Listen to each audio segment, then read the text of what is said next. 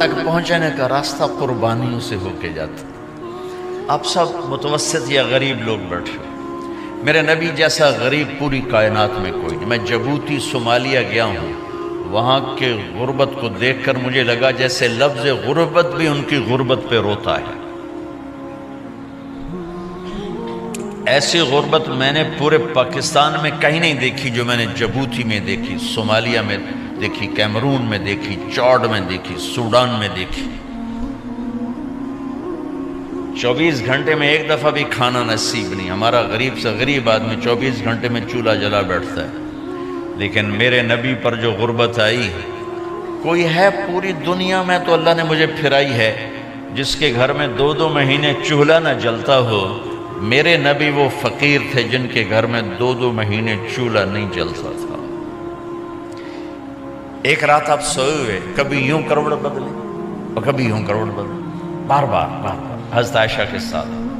تو تھوڑی دیر کے بعد آپ تھوڑا سا آگے ہوئے اور چارپائی کی جو لکڑی ہوتی جس پر بان بنا ہوتا ہے اس پہ پیٹ کو یوں فکس کر کے اور نیچے لٹک گئے، دھڑ آدھا نیچے لٹک.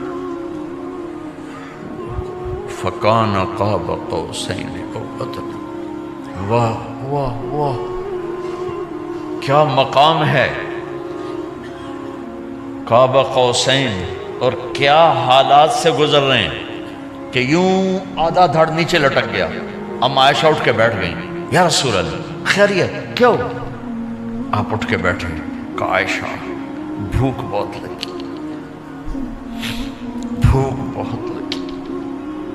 اس لیے پریشر دیا تاکہ وہ جو بھوک کی طلب ہے نا میدے میں اس کو پریس کیا. اس لیے پتھر باندھتے تھے کہ وہ پیچھے چلا جائے.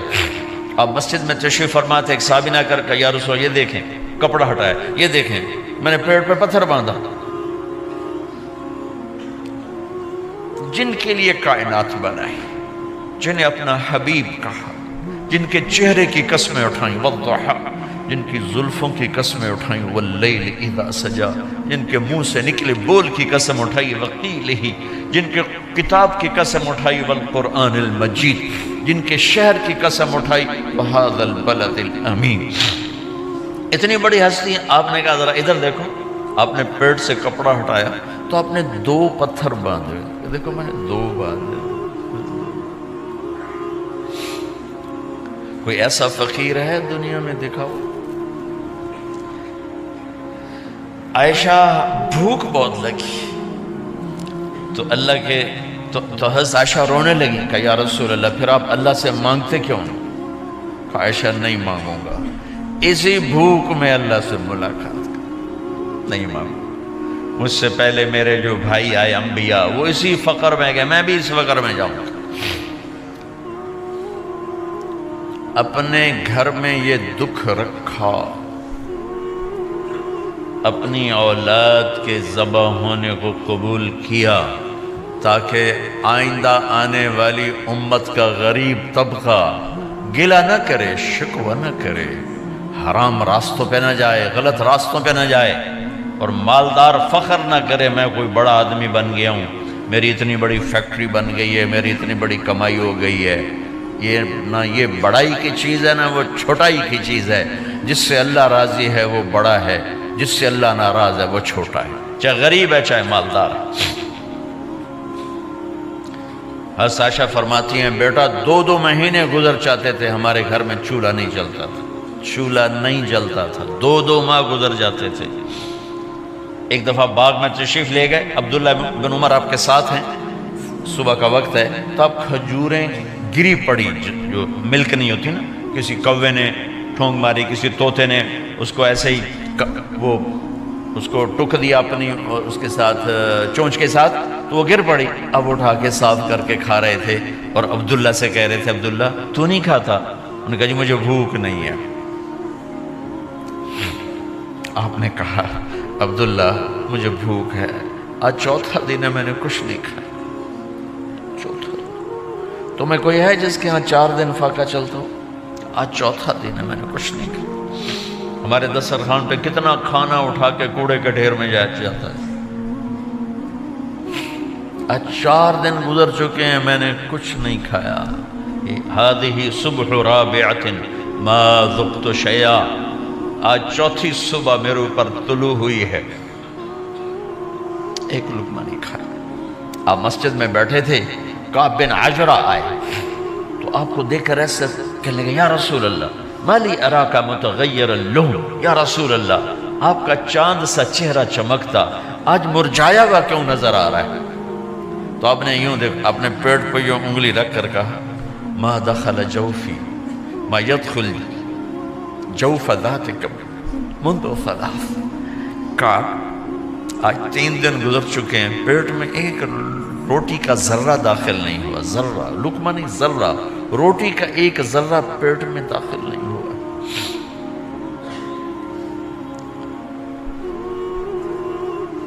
और इतनी बड़ी रिसालत, इतनी बड़ी नबूवत,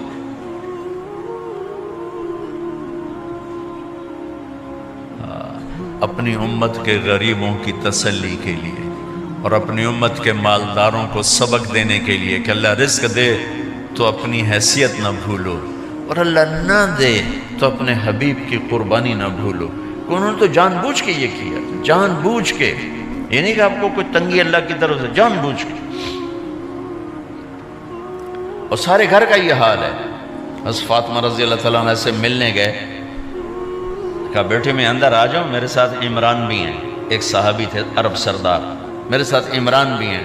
कहा अब्बा जान मेरे घर में इतनी चादर नहीं कि अपने आप को छुपा सकूं, पर्दा करने के लिए मेरे पास चादर कोई नहीं, तो आपने अपनी चादर अंदर दे दी, इससे पर्दा कर लो, तो लपेट ली।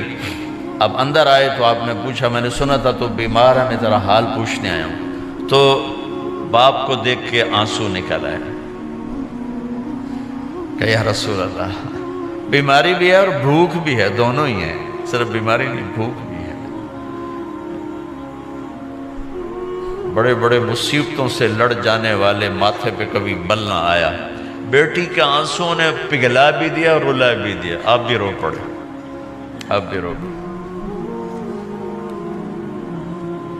फिर कहा मेरी बेटी न रो, वल्लज़ी बासा अबाकी बिलहक़ मा ज़ुक़्तु मिन सलासत अय्यामिन तवाक़ा, आज तीसरा दिन है मैंने एक लुक़मा नहीं खाया, मैं तेरे साथ। और मेरी बेटी में तुम्हें बताऊं, मेरे रब ने मुझे कहा था मेरे हबीब अगर आप चाहें तो उहद पहाड़ सोना बना दो, 10 मील लंबा चौड़ा है उहद पहाड़, 10 मील, मैं उहद पहाड़ सोना बना दूं आपकी खिदमत में पेश करूं? तो मैंने कहा नहीं या अल्लाह मुझे नहीं चाहिए, मैं एक दिन भूखा रहूँगा, एक दिन खाना खाऊँगा। फिर फरमाया बेटी क्या तुझे ये इज्जत काफ़ी नहीं है कि अल्लाह ने तुझे जन्नत की औरतों का सरदार बना दिया? ये सरदारी सोने चांदी में तुल के नहीं मिली, ओए ना कुर्बान जाओ। भाइयों अब सब माशाल्लाह नौजवान नज़र आ रहे हो, थोड़ा वक्त निकाल के अगर आप पढ़े हुए हो अपने नबी की ज़िंदगी पढ़ा करो, अपने नबी की ज़िंदगी पढ़ा करो, बड़ा ईमान भी बनेगा, हौसला भी मिले।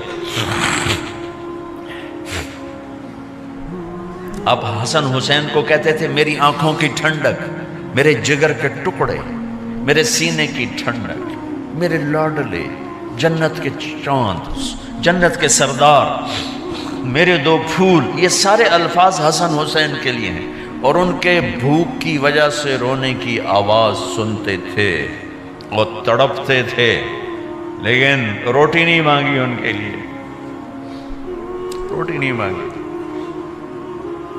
कि अपनी उम्मत के गरीबों को तसल्ली देनी थी कि अगर मैं फ़कीर बन के जा रहा हूँ तो तुम्हारे ऊपर भी इम्तिहान है, चंद दिन बर्दाश्त करो। आपने फरमाया सबसे पहले मैं जन्नत में दाखिल हूँगा, सारे नबियों पर जन्नत हराम है जब तक मैं ना चला जाऊँ, और सारी उम्मतों पर जन्नत हराम है जब तक मेरी उम्मत चली जाए। सबसे पहले मैं जन्नत में दाखिल हूँगा, वमा या फुक़राउल मुमिनीन, और मेरे साथ मेरी उम्मत के गरीब लोगों की, मेरे साथ मेरी उम्मत के गरीब लोग मेरे साथ पहले दाखिल होंगे। हज़रत फातिमा के घर में फाका हद से बढ़ गया तो हज़रत अली ने फरमाया कि जाओ अल्लाह के नबी से कुछ तो मांग के आओ, कुछ तो पेट में जाए।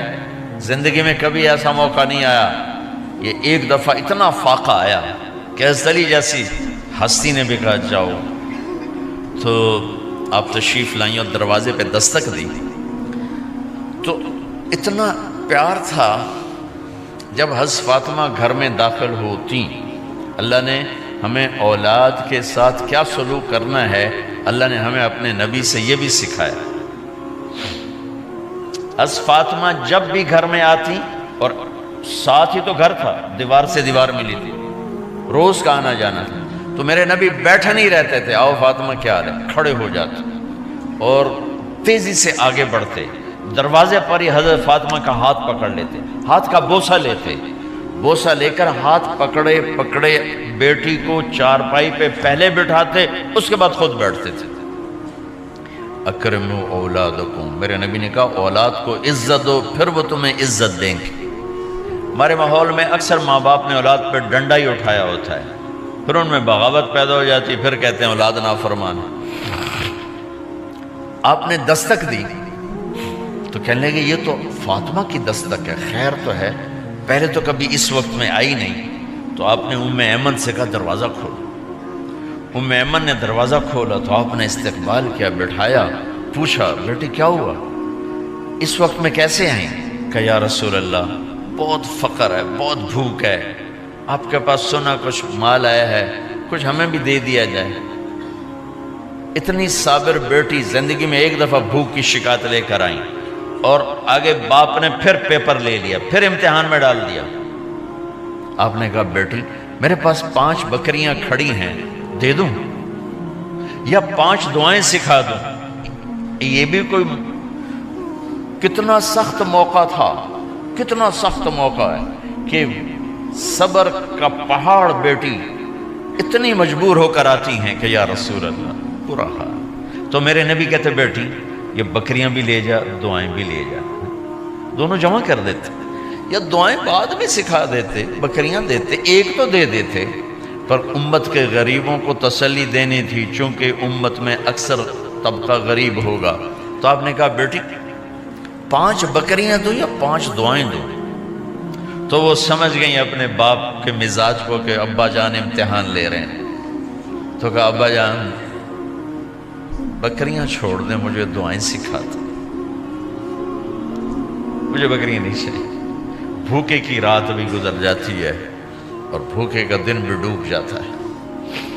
تو آپ کا چہرہ ایسے کھل گیا کہ میری بیٹی پاس ہو گئی۔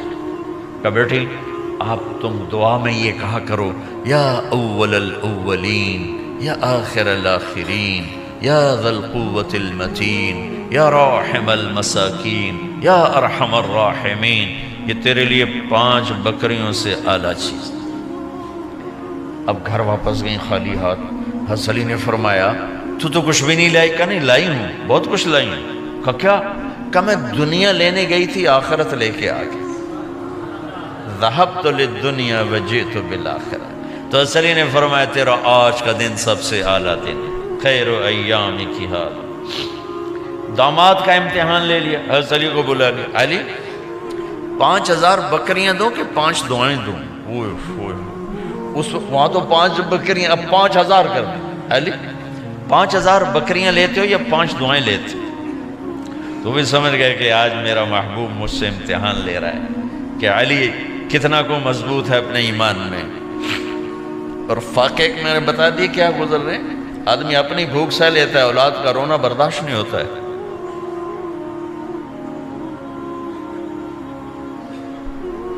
علی 5 دعائیں دوں کہ 5000 بکریاں؟ حضرت علی نے عرض کی یا رسول اللہ دعائیں سکھا دیں، بکریاں نہیں چاہیے۔ میرا نبی کا چہرہ کھل گیا کہ میرا داماد بھی پاس ہو گیا۔ علی تو یہ دعا مانگا کر روزانہ، اللہم اغفر لی ذنبی ووسع لی خلقی وبارک لی فی رزقی وقنعنی بما رزقتنی ولا تذهب قلبی الی شیء صرفتہ عنی۔ یہ 5 دعائیں تو مانگا کر، 5000 بکریوں سے زیادہ ہے۔ اللہم اغفر لی ذنبی، اللہ میرا گناہ معاف کر، وسع لی خلقی، میرے اخلاق عالی شان کر، بارک لی فی رزقی، میرے رزق میں برکت دے، قنعنی بما رزقتنی، مجھے لالچ سے نکال دے، مجھے لالچی نہ بنا، مجھے حریص نہ بنا، ولا تذهب قلبی الی شیء صرفتہ عنی، جو تو نے مجھے دیا نہیں اس کی میرے اندر سے طلب بھی ختم کر دے، مجھے اس کا طلبگار بھی نہ بنا کہ یہ 5000 بکریوں سے زیادہ ہے۔ میں نے تھوڑا سا اپنے نبی کے گھر کا نقشہ آپ کو بتایا کہ یہ چند دن صبر کی دنیا ہے، اللہ راضی ہو گیا تو موت سب سے خوبصورت پیغام۔